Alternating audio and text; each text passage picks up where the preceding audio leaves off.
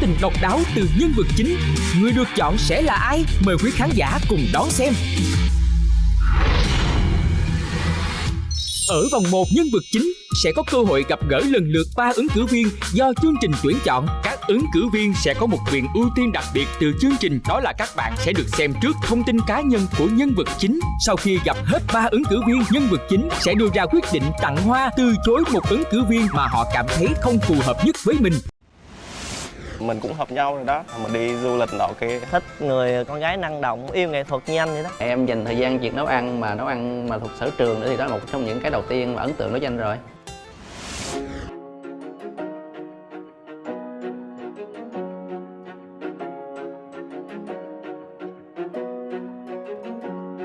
Nhân vật chính của Yêu Là Chọn ngày hôm nay là Nguyễn Thị Thu Thanh, 22 tuổi, hiện đang là nhân viên kế toán. Thanh là cô gái hay cười, biết lắng nghe và đam mê nghệ thuật. Thanh cũng là người thích sự lãng mạn, thích tạo bất ngờ cho người mình yêu. Cô gái này mong muốn tìm được người yêu chân thành, tâm lý khi đến với chương trình. Cái lý do mà em đến với chương trình này là bởi vì em muốn ly dị với người tên cô đơn. Bởi vì ngoại tình với cô đơn cũng hơn 1 năm rồi.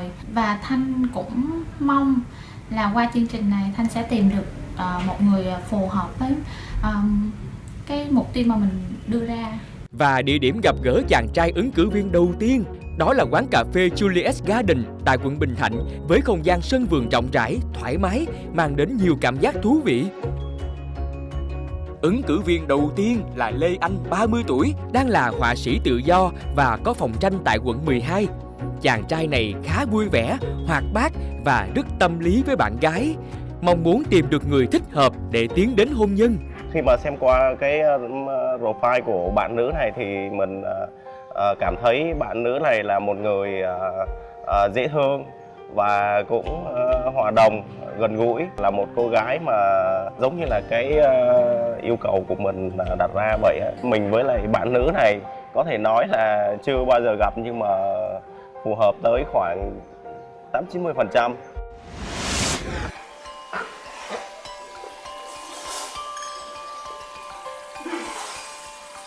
Dạ, em chào anh. Anh có thể cho em biết anh tên gì không? Chào em, anh tên là Đặng Lê Anh. Anh năm nay bao nhiêu tuổi rồi? Anh sinh năm 1988. Dạ. Em tên là Thu Thanh phải không? Dạ đúng rồi anh.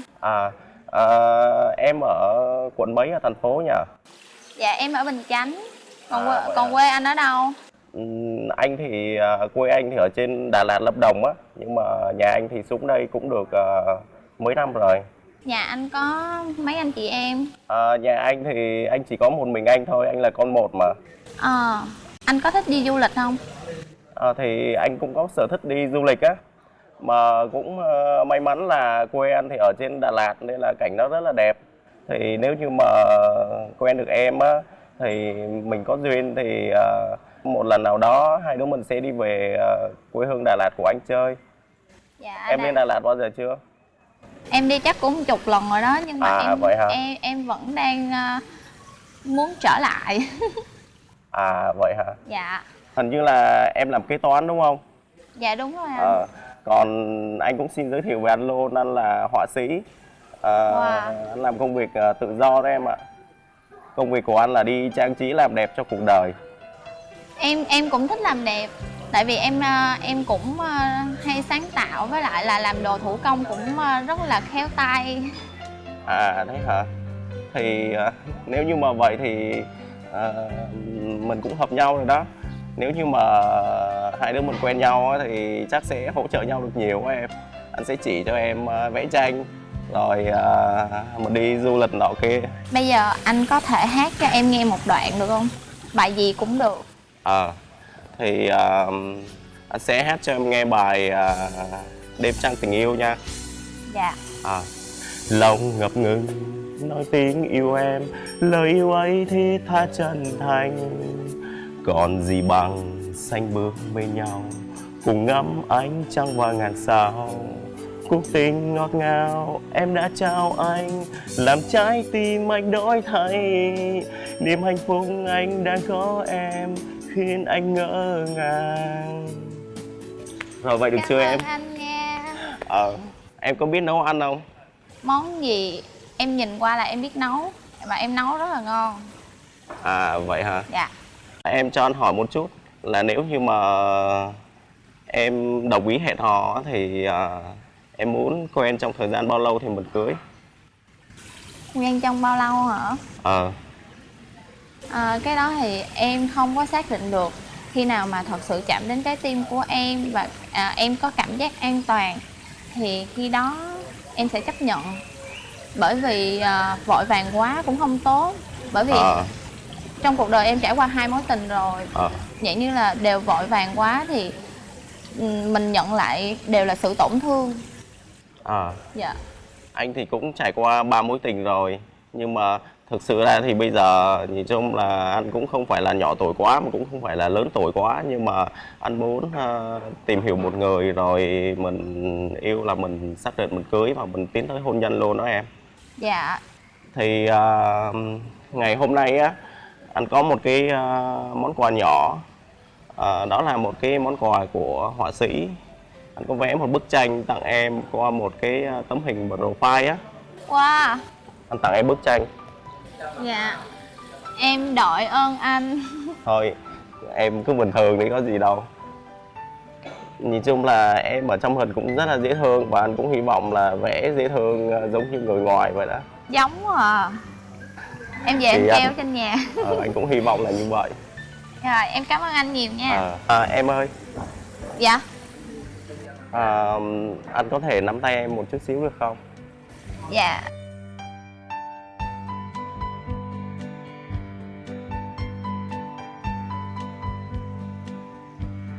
Sao tay anh lạnh quá giờ? Thì tại vì hồi sáng anh vẽ em nó run nên nó bị lạnh. Thì bây giờ anh sẽ xin em ôm em một cái được không? Dạ.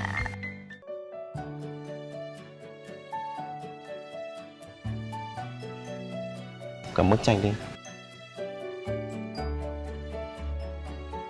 Có một cái Thanh không thích, đó là chiều cao. Bởi vì khi mà anh ấy qua xin ôm Thanh á, thì khi đó anh ấy nhốm lên rồi anh ấy cười, ý là sao mà em cao quá vậy. Ảnh tặng cho em bức tranh này, em thật sự rất là bất ngờ. Vẽ một bức tranh như thế này thì cũng đặt một cái tình cảm gì đó, một cái tâm huyết gì đó vào đây. Cho nên là em cảm thấy là rất là vui, rất là hạnh phúc. Khi mà gặp bạn nữ thì mình thấy rất là vui, cởi mở, cũng khá dễ thương, thú vị. Đặc biệt là khi nắm tay bạn gái thì mình thấy cũng hơi hồi hộp, chung là cũng rất là run. Mình thích người con gái hơi cao một chút như vậy, có thể cao hơn mình cũng được. Và địa điểm cho cuộc gặp gỡ thứ hai là trong không gian lãng mạn của quán cà phê Juliet Garden. Ứng cử viên thứ hai là Đào Quang Thụy, 32 tuổi, hiện đang là chuyên viên bảo hiểm. Thụy là chàng trai vui vẻ, trẻ trung, đôi lúc hơi nhút nhát trước bạn gái.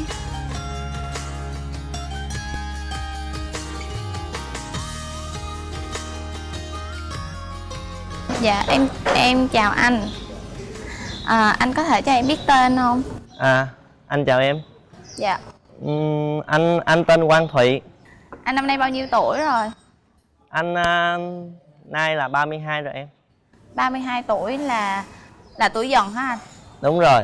Cái điều gì mà khi anh xem qua profile của em thì anh đến đây? Em có nhiều nét tương đồng với anh. Nét gì ạ? Em yêu nghệ thuật đúng không? Dạ đúng rồi. Anh thấy một cái bất ngờ là em học kế toán mà em lại yêu nghệ thuật. Và em lại thích nhảy, thích múa, thích hát. Tại sao lại bất ngờ? Kế toán hay bảo thủ hay sao? Không. Là dạng như là hay ít nói, hay tiếp xúc với những con số nhiều. Vậy anh thích một người con gái ít nói, trầm tính hay là một người nói nhiều? Nói nhiều thì anh cũng nói chung là vừa phải thôi. Thích người con gái năng động. Năng động. Và cũng yêu nghệ thuật như anh vậy đó. Anh cũng yêu nghệ thuật hả? Anh rảnh anh hay đi coi kịch với Anh cũng có một lần có thời gian anh đã đi nhảy, đi múa.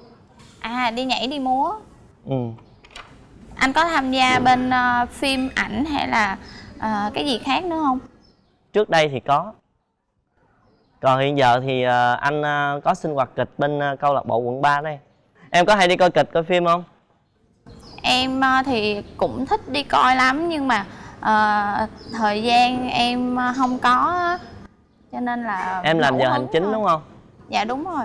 Trước anh đó là em có gặp một người con trai nữa, và anh là người thứ hai và tiếp theo là người thứ ba. Nhưng mà anh mong là sẽ có cơ hội tìm hiểu em vào vòng sau, vào vòng sau. Dạ. Em Dạ. đưa tay cho anh. Cái gì vậy anh? Thôi em lọt xong. Yên tâm đi, có anh à. Rồi. Ủa gì vậy?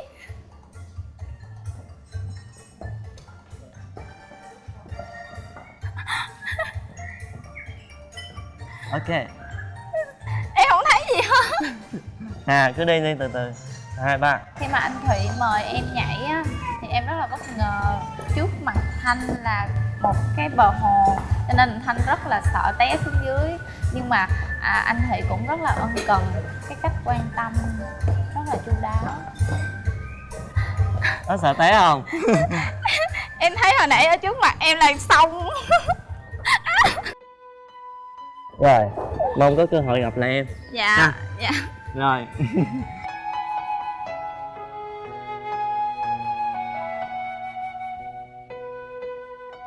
Sau khi mà Thanh tiếp xúc với bạn nam thứ hai thì có một điều Thanh lo lắng, đó là anh ấy sinh năm 86, là tuổi Dần. Ngoài cái đó ra thì Thanh cảm thấy anh ấy cũng có nhiều sở thích giống Thanh, nhưng mà về tâm lý á, thì ảnh chưa có chạm được với Thanh. Sau khi mà gặp Thanh rồi đó thì mình thấy là Thanh là một cô gái rất là dễ gần, dễ thương và năng động. Hồi nãy nhảy thì bạn ấy sợ té, thì nhưng mà mình có thể dìu được. Mức độ hợp thì khoảng 70-80%. Mình cũng tự tin là có thể mình sẽ được Thanh chọn vào vòng trong. Địa điểm cho cuộc gặp gỡ cuối cùng là trong một không gian khác của quán cà phê Julius Garden, vô cùng dễ thương. Ứng cử viên thứ ba là Nguyễn Kim Trường, 32 tuổi, đang là giảng viên tâm lý học của trường đại học Nguyễn Tất Thành. Khi mà xem cái profile của bạn nữ chính ngày hôm nay, mình cảm thấy tương đối ấn tượng đối với lại bạn gái này. Cái ấn tượng đầu tiên đó là bạn này có cái năng khiếu là nấu ăn. Thứ hai nữa là cô này rất là thích làm những cái đồ thủ công. Thì đó là một trong những cái thể hiện cái sự khéo léo của một cái người phụ nữ, cho nên mình rất yêu thích chỗ đó.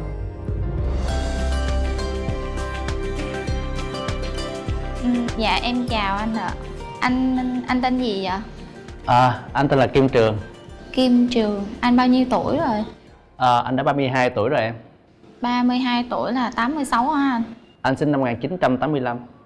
85. Cho em hỏi anh một câu nha. Anh đến đây là vì em hay là vì muốn tham gia chương trình? Nói chung thì chủ yếu là vì cái người mình tìm hiểu trước.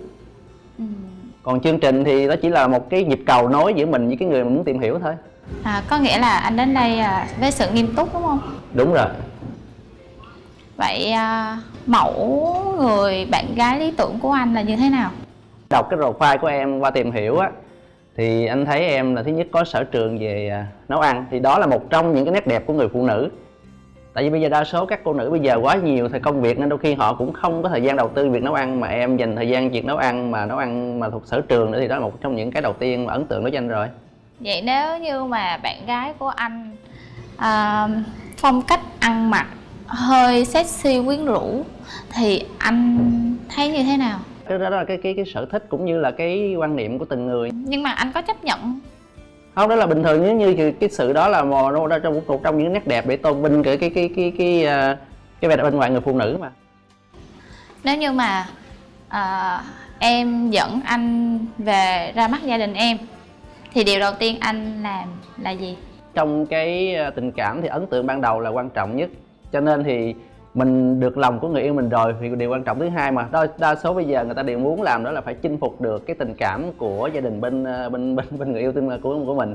Thì mình phải làm sao có được cái ấn tượng ban đầu tốt nhất để cho người yêu ban đầu, cho gia đình người yêu mình thấy được, để từ đó khi mà tình cảm sẽ được ủng hộ từ cả hai phía, từ cả người yêu mình lẫn gia đình mình thì mọi chuyện nó sẽ thuận lợi hơn. Anh có muốn hỏi gì em không? Em thích mẫu người yêu của em là như thế nào? Mẫu người yêu của em hả? Tâm lý. Tâm lý thì cái này chắc anh được chút rồi đó em. Rồi ân cần. Ân cần thì cái này thì em yên lòng, tại vì anh hiện giờ ở với bố mẹ thì anh chăm sóc bố mẹ cũng tương đối gọi là chu đáo.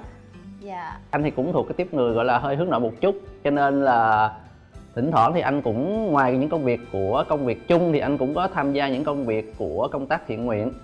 Thế thì bây giờ cũng có nhiều cô gái không thích chuyện đó, bởi vì nghĩ rằng như vậy thì chồng mình hay người yêu của mình sẽ dành quá nhiều thời gian cho xã hội, như thế các cô sẽ bị hơi bị coi như là thiếu tình cảm của người yêu mình, cho nên đôi khi các cô không thích, các cô phản đối. Thì em nghĩ sao?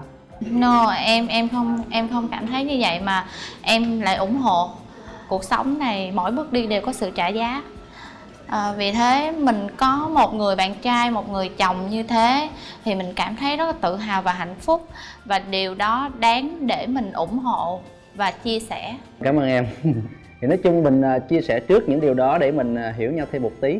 Dạ. Tại sao ở bên ngoài rất là nhiều cô gái, tại sao anh không tìm hiểu mà anh đến đây vì em? Anh tin vào cái chữ duyên. Tất nhiên đây anh không nói tiếng xác ái tình, mà đây là chủ yếu là một sự ngẫu nhiên mà đôi khi người ta đến được với nhau. Anh có thể hát một đoạn nào đó cho em nghe được không? Anh thích cái bài Đêm Đông, anh hát cho em nghe ha. Dạ. Chiều chưa đi màn đêm rơi xuống,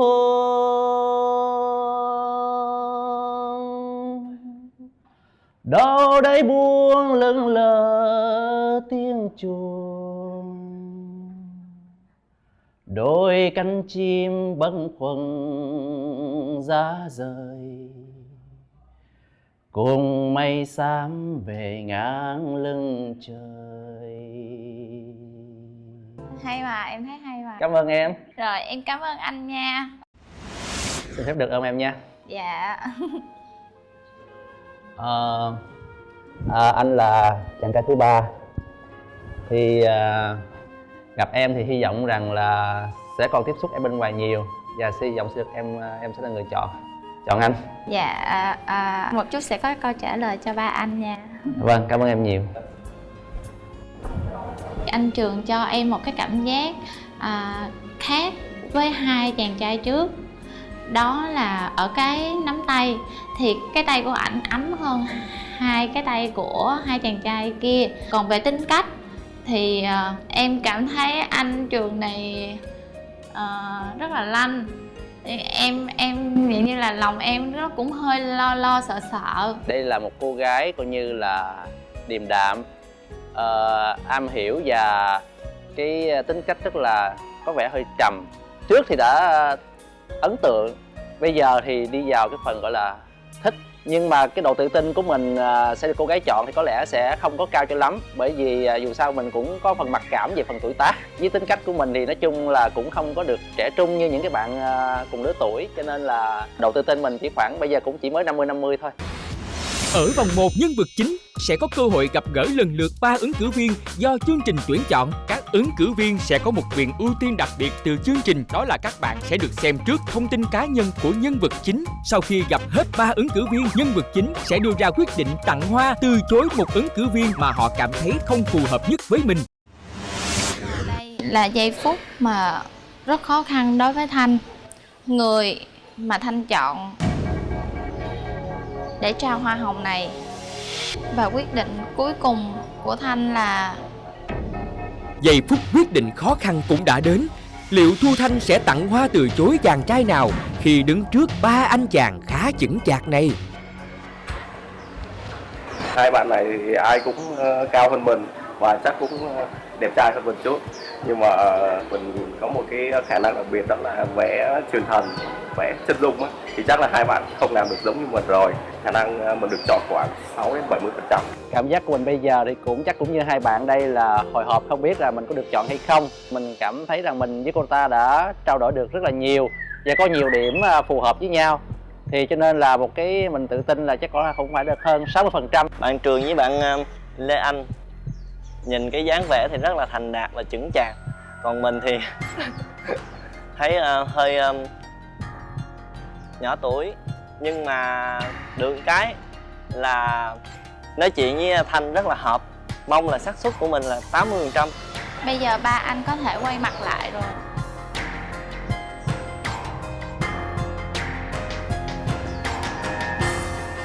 Em chào ba anh. Theo như em đoán, chàng trai thứ nhất là anh số 3, chàng trai số 2 là anh số 1, và chàng trai cuối cùng là ở giữa. Có đúng không ạ? Đúng, ai biết đâu. Người mà em chọn để trao bông hồng này là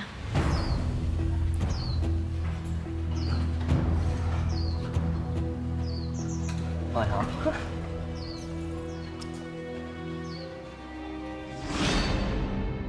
Em dành thời gian việc nấu ăn mà thuộc sở trường nữa, thì đó là một trong những cái đầu tiên mà ấn tượng đối với anh rồi. anh Trường. Thì cái cách nói chuyện của ảnh rất là hay, nhưng mà ảnh có vẻ sống thiên về gia đình và hơi cổ điển một chút.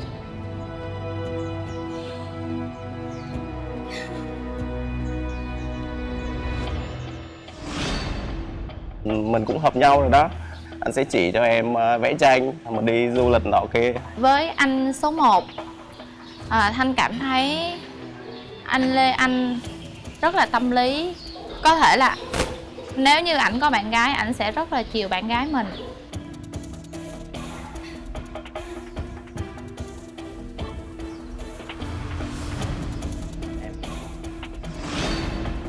Thích người con gái năng động và cũng yêu nghệ thuật như anh vậy đó. Anh số 2 thì em cảm thấy là ảnh có sự chân thật, bởi vì ảnh là người miền Tây, nhưng mà về tâm lý, về cuộc sống hôn nhân gia đình thì ảnh chưa có.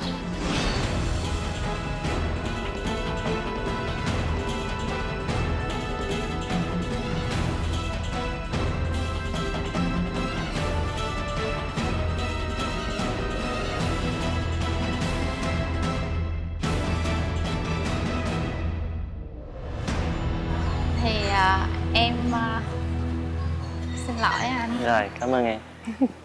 Đừng có buồn em nha. Không có gì đâu. Em chúc anh sẽ tìm được một người con gái phù hợp với anh và thành công trên lĩnh vực mà anh đã chọn. Anh cảm ơn em. Rồi anh cũng chúc em là sau cái chương trình này em sẽ tìm được một tri kỷ của mình. Dạ, em cảm ơn anh. Anh đi nha. Dạ.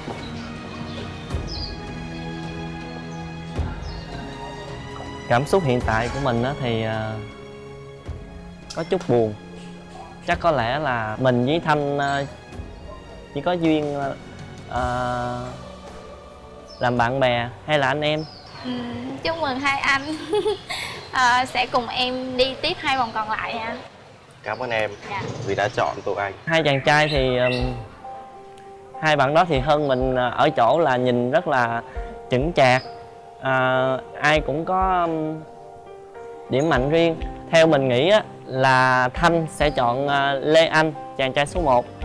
Vì cái lúc mà chọn 3 người thì thấy Thanh có thiện cảm với bạn Lê Anh hơn. Sau khi từ chối ứng cử viên thứ nhất, nhân vật chính sẽ cùng 2 ứng cử viên còn lại trải nghiệm những hoạt động thú vị để tiếp xúc, tìm hiểu nhau kỹ hơn. Cuộc cạnh tranh để chiếm được trái tim của nhân vật chính sẽ thế nào đây? Rồi, em bước đi, em cứ bước đi. Anh bước đi.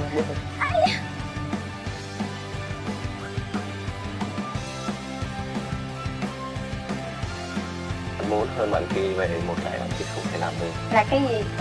là cái năng khiếu của anh. À, Trên chuyến xe ba người hôm nay, những câu chuyện tình yêu ngày cũ đã được kể lại.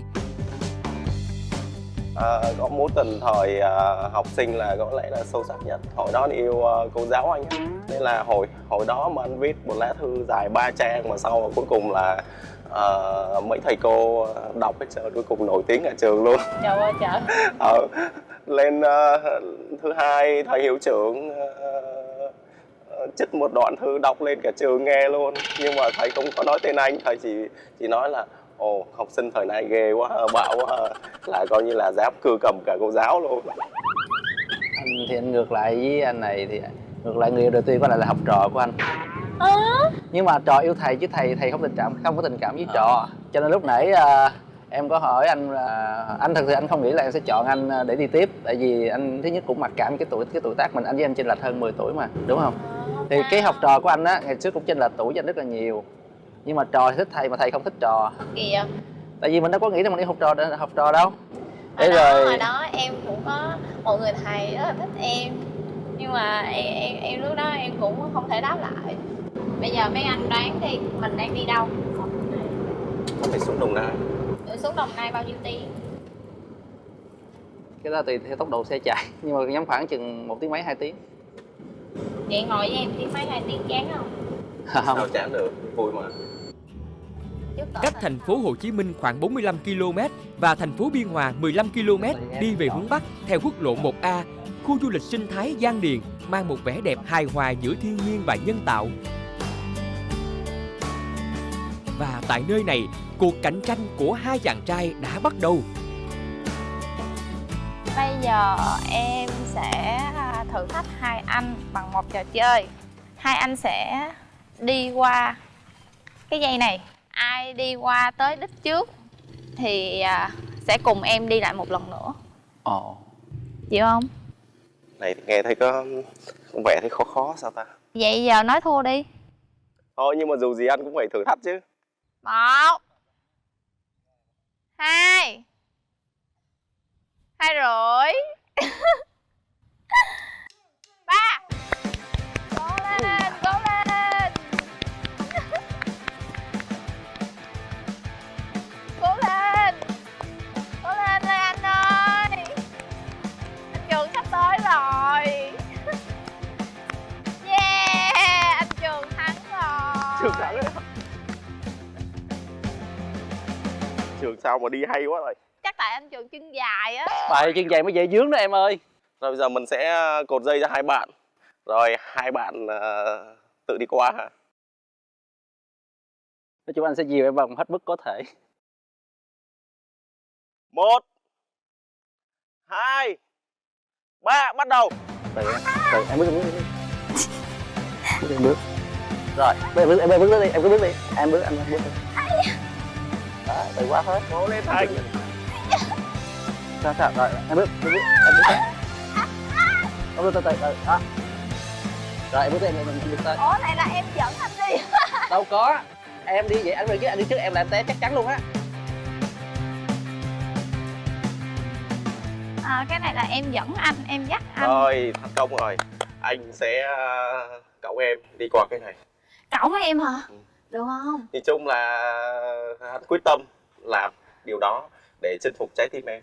Hồi đó em Thì té rồi sao? em chỉ cần bám chắc trên vai của anh thì anh sẽ cõng em qua được. Anh ghé lưng xuống, em bám ở trên này đi ha. Chung em trèo lên người anh á. Ây da.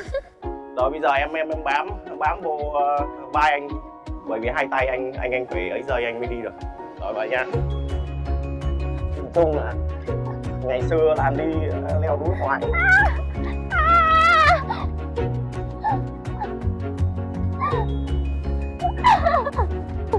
Rồi em ngồi lại trên lưng này, bám chắc vô nha. Hai chân này theo anh bọc. Trời trời. Chung là em bám chắc anh là anh qua được. Rồi bây giờ bám chắc vô cổ anh ấy. Rồi vậy nhá.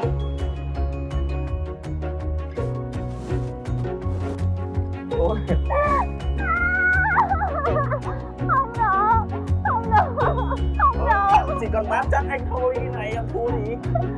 Không có được. Chết rồi đâu. Bây giờ sao anh? Không có được. Bạn nam rất tự tin nhưng bạn nữ không tự tin, cho nên tạo một cái áp lực lớn cho bạn nam. Vâng, nếu như mà bạn nữ tự tin thì mình sẽ làm được. Đúng rồi. Trông chỉ còn bám chắc anh thôi. Cái gì vậy? Không có được.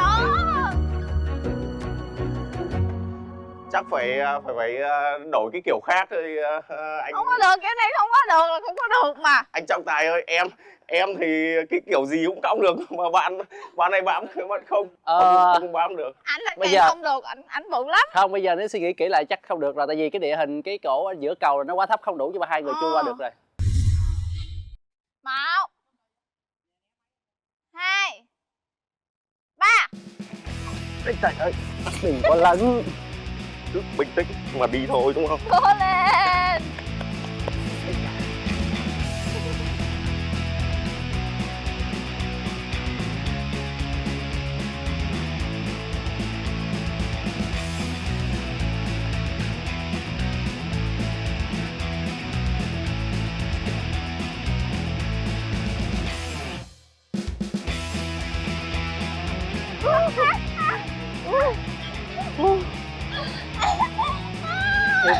Dính rồi.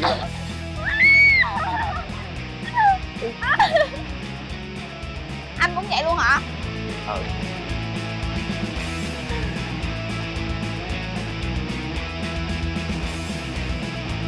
Bám lên người anh á. Đây chân em bỏ lên chân anh luôn. Bám chắc anh nhá.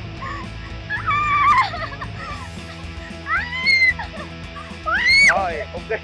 Cảm giác của mình thì thấy rất là vui vì mình tham gia được những cái trò chơi vận động giống như kiểu là mình đang trở về lại tuổi thơ vậy.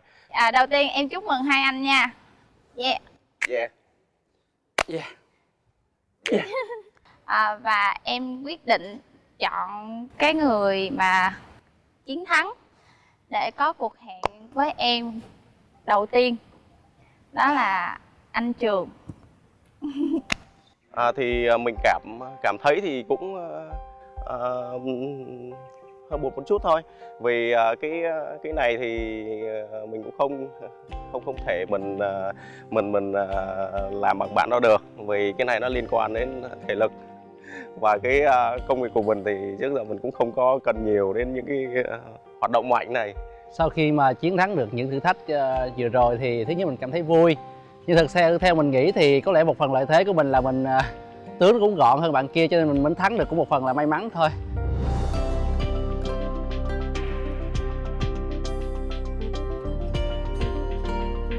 Mình nghĩ là cái quyết định cuối cùng của bạn nữ kia mới là quan trọng vào buổi chiều nay, đó là đúng. Vì là nhiều khi là trái tim mách bảo. Cái người chiến thắng chưa chắc là người cô gái sẽ chọn, bởi vì cô sẽ đánh giá thông qua cái trong quá trình tham gia người bạn trai đó có ân cần, có quan tâm tới mình hay không, chứ còn chiến thắng chỉ là một phần thôi. Mình thì mình cũng không ngại là cái chuyện mà bạn kia có chiến thắng trong cái cuộc thi này rồi là gặp bạn nữ kia trước, vì là mình cũng có cái sở trường cũng như là cái tự tin riêng của mình. Mình tin là mình vẫn còn cơ hội để mà có thể chinh phục được bạn nữ kia.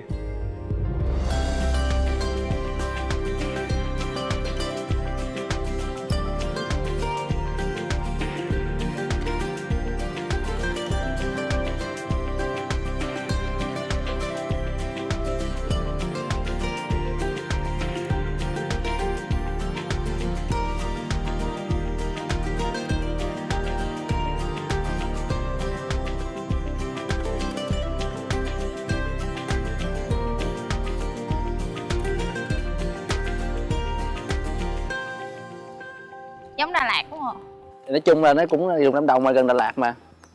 Cảnh nè, em đập phụ cho anh, còn nếu không thì em cứ ngồi yên. Ok, vậy mình cái đạp ha, màu đỏ ha. Dạ. Em màu đỏ, màu đỏ đẹp.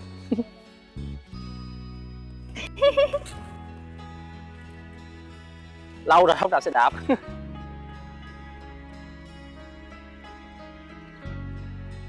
Vui á hả? Ừ, Vui không? vui chứ. Đi Ôi, sỏi lắm mà. không mà được cái là ở đây có cái nhìn ở bờ sông đẹp á. Xuống sẽ thấy, xuống đi sẽ thấy ha. Nè,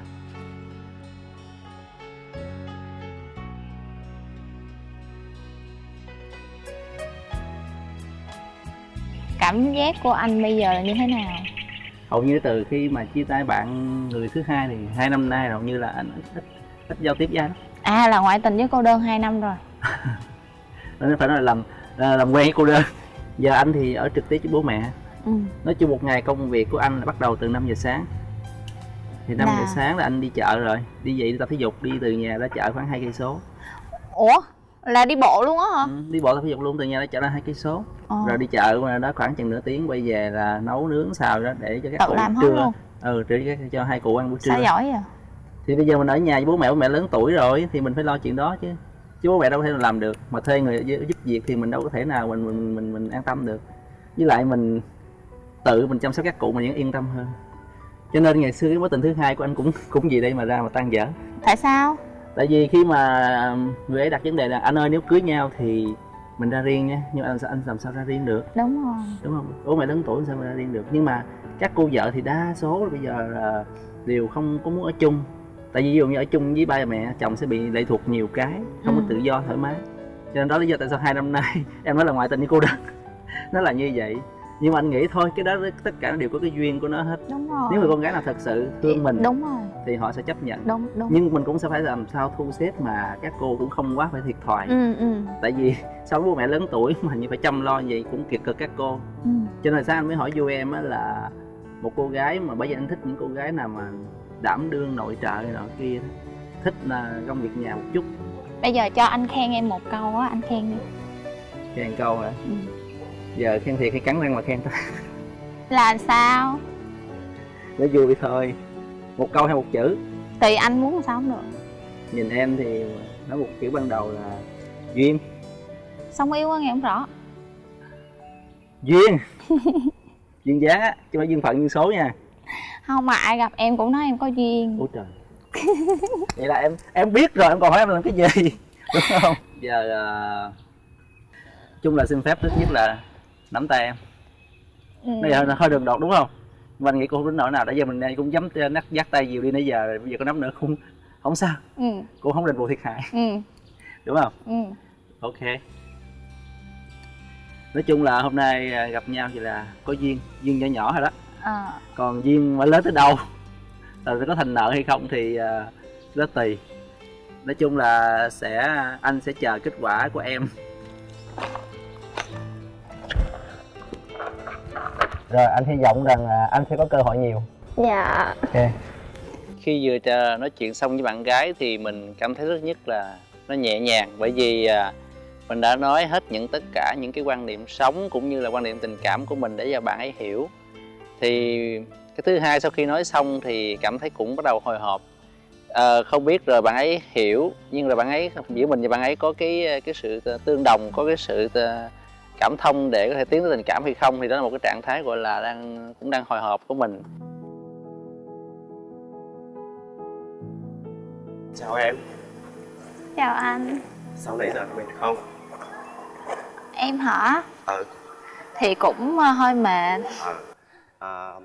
Thế bây giờ anh muốn mời em đi đến một chỗ.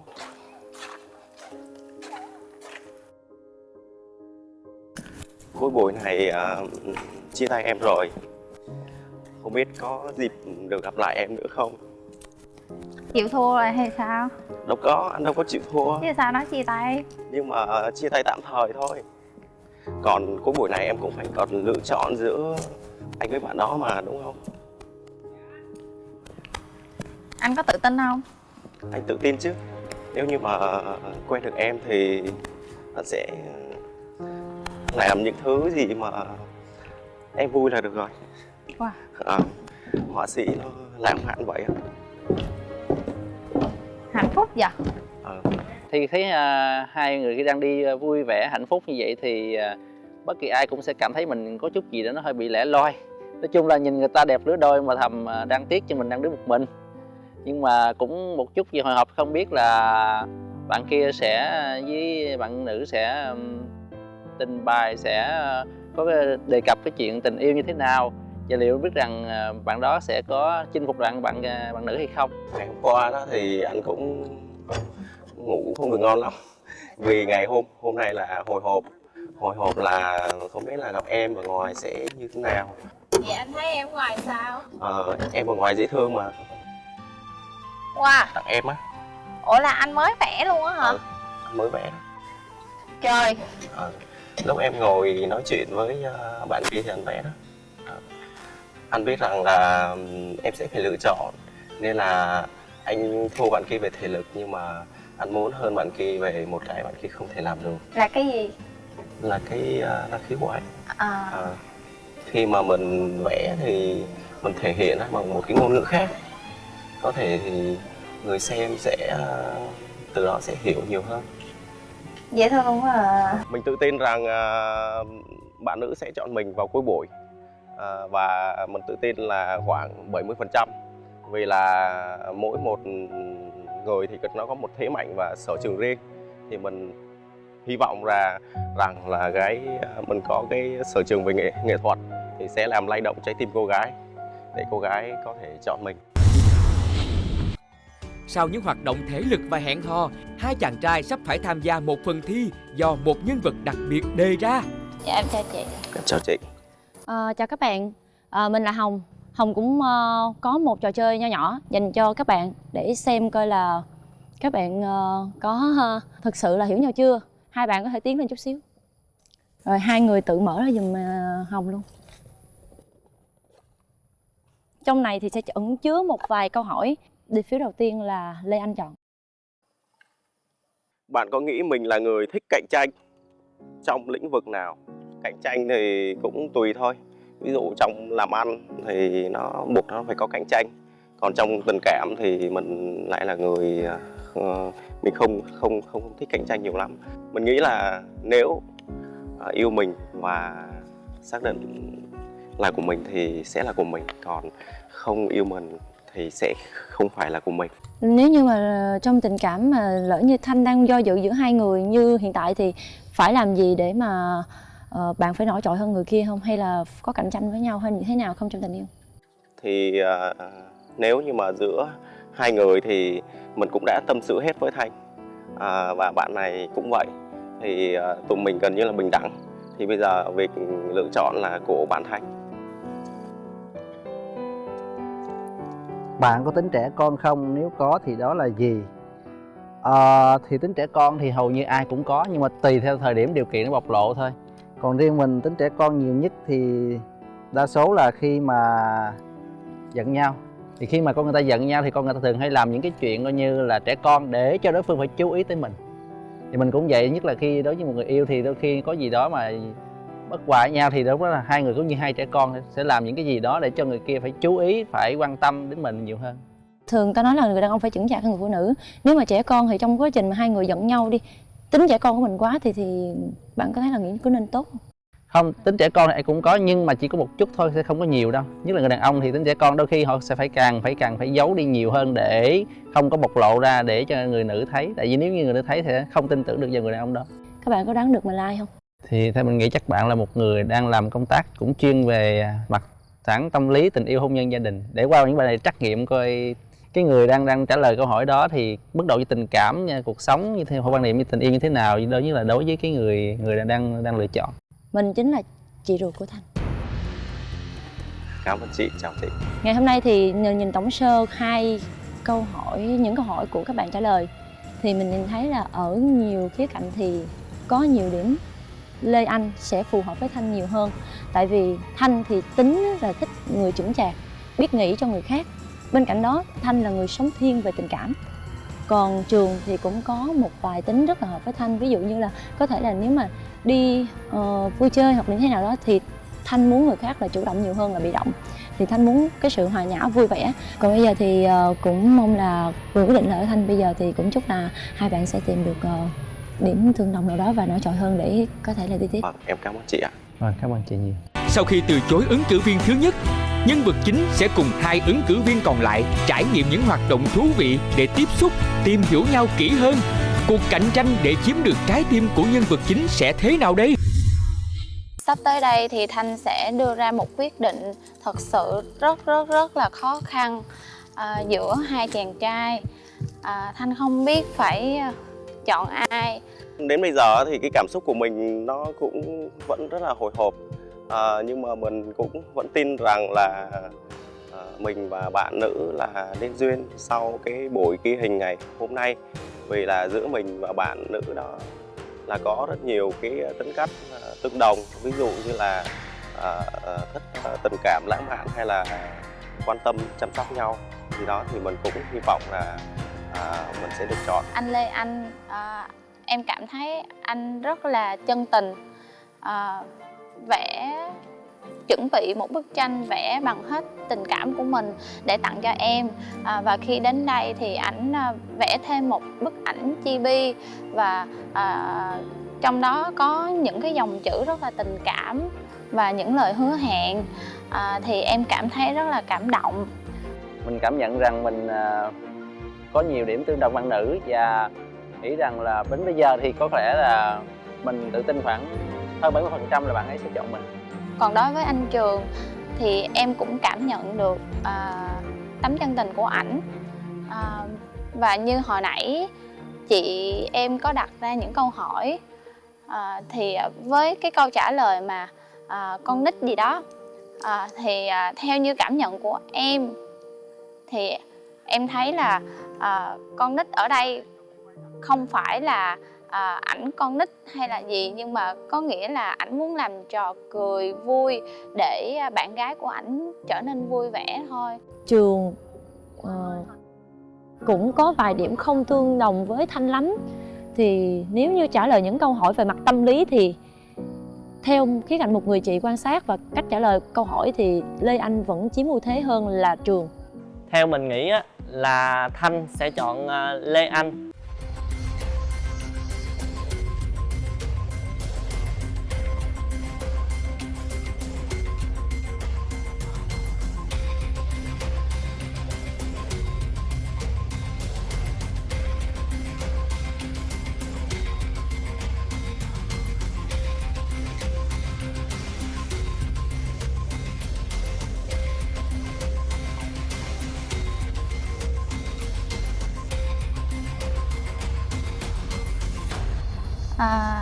Em chào hai anh.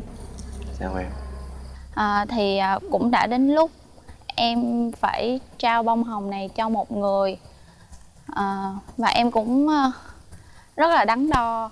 Đối với anh Lê Anh thì em cảm thấy được cái sự chân thành của anh. Lúc nào anh cũng muốn làm cho em vui và anh luôn chiều chuộng em. Còn đối với anh Trường thì anh cũng vậy. Anh rất là có hiếu với ba mẹ. Đó là một điều mà em rất là ngưỡng mộ. Bởi vì em cũng muốn một người bạn trai, nếu như họ có hiếu với ba mẹ họ thì họ sẽ rất là tôn trọng ba mẹ mình. Bây giờ thời khắc rất là khó khăn, em không biết phải nói sao hết á.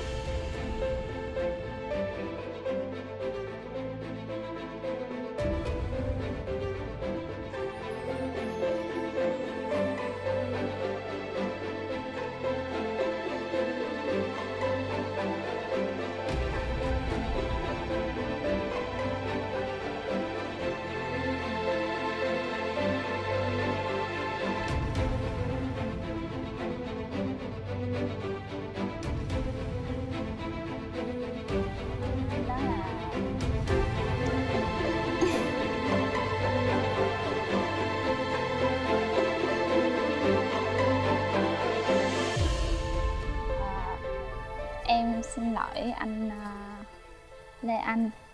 Đó là quyền quyết định của em thôi. Thì đối với anh thì nếu anh không được chọn thì anh cũng chúc cho em và anh Trường là có những cuộc vui, cũng như là những cái cuộc hẹn vui vẻ. Hai người sẽ hạnh phúc. Anh đợi em ơi, anh một cái. Được. Chào em. Chào bạn nhé.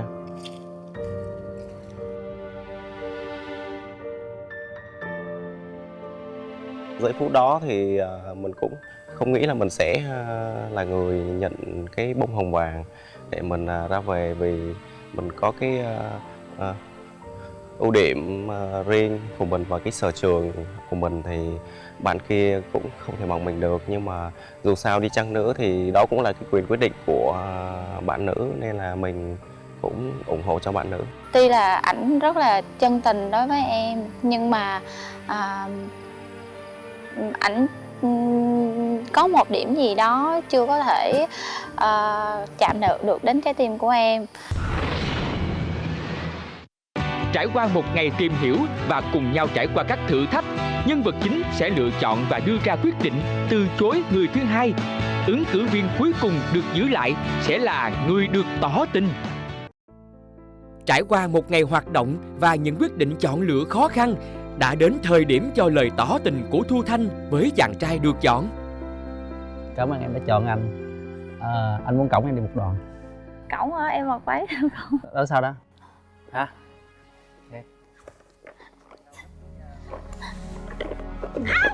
Được chưa? Dục xuống hồ à? Không ai dục đâu nào. Để cái này vào.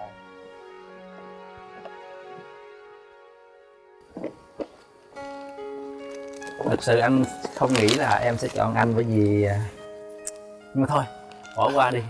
Anh tặng cho em bó hoa này. Hy vọng làm sao chúng ta với anh và em sẽ chấm dứt ngoại tình với cô đơn. Dạ rồi, em cảm ơn anh. Nguyên đêm qua em không có ngủ. Công việc của em thì cũng rất là nhiều, tới khuya em mới về.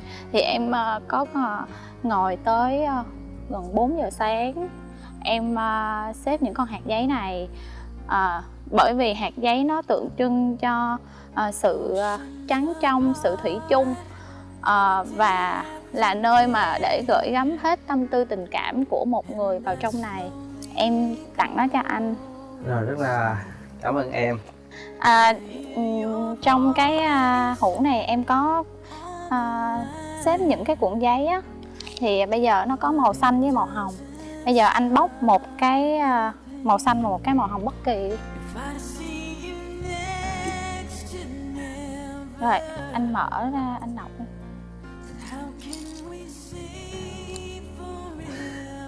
Anh đọc đi. Anh thích em. Em cũng thích anh. Đã dài rồi. Ủa vậy anh không thích em hả? Tất nhiên. Anh không thích em hả? Tất nhiên là thích.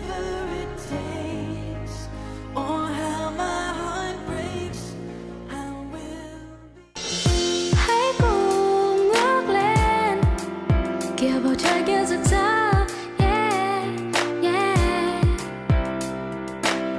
Từng tháng ngày đã trôi qua, niềm hạnh phúc trong tôi cứ lớn dần thêm. Chỉ cần nụ cười ấy đã làm con tim sao xuyên, mọi thứ dường đứng yên lạc lối trong tình yêu đâu. Hãy gần thật gần bên nhau, nhẹ trao vòng tay, bao ước mơ không còn xa. Hãy vững tin vào chính khát khao này, và hạnh phúc sẽ luôn luôn kề sát bên. Nào cùng chào một ngày mới, đừng nhìn lại về phía sau người ơi. Cầm chặt tay nhau, tình yêu soi sáng trái tim. Hãy cùng đi đến khắp nơi, dù đường xa có khó chi. Ngày mai thật tươi sáng, vì chúng ta sẽ mãi cùng nhau đi đến chân trời.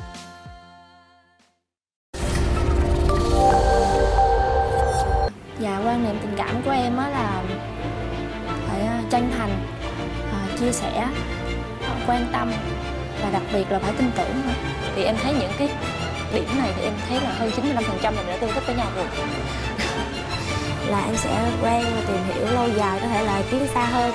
Đó, cho nên mình để mình vun đắp cho nhau chứ không phải là quen để cho có.